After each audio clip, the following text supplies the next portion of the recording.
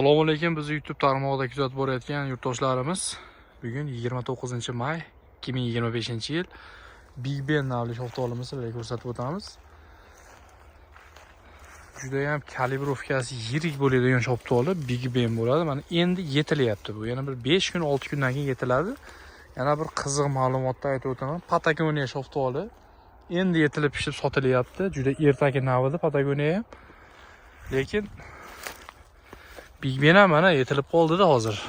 Ko'rsalaring. Big Benning kalibri yirik bo'ladi.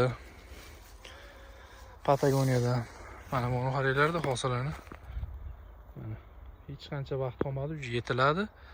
Tonna yaxshi bosadi, daraxt 6 yosh. 35 kilogacha hosili bor. Bog'ning sxemasi 5/3. Boqmoqchi bo'lganlarga xuddi shunaqa ertaki navlardan kalibri yirik bo'ladigan yangi sortlardan boqilish tavsiya qilaveramiz, bemalol qo'rqmasdan.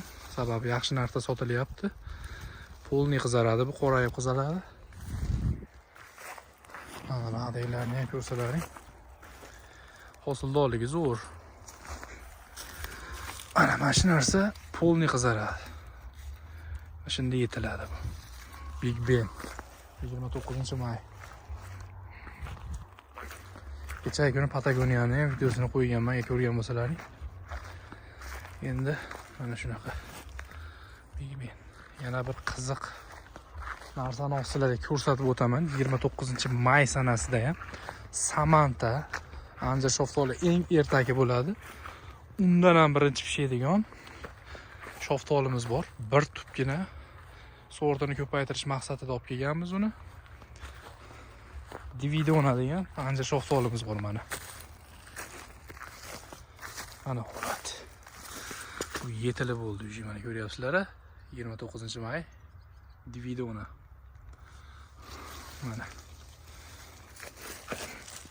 Mana boqmoqchi bo'lganlarga bemalol aloqaga chiqishlari mumkin. Ancha shoftoli hozirgi kunda narxi вообще osmonda yuribdi. Sog' bo'linglar. Videoga bittadan like bosib turib, eng yaqin do'stlaringga video jo'natib bersizlar. Buni ham Big Ben'da ham Patagoniyani ham ko'chatlarni ko'paytirib qo'yganmiz. Bemalol o'zimizga aloqaga chiqib turasizlar, Agrosat profiliga. Sog' bo'linglar, kuzatishda davom etinglar.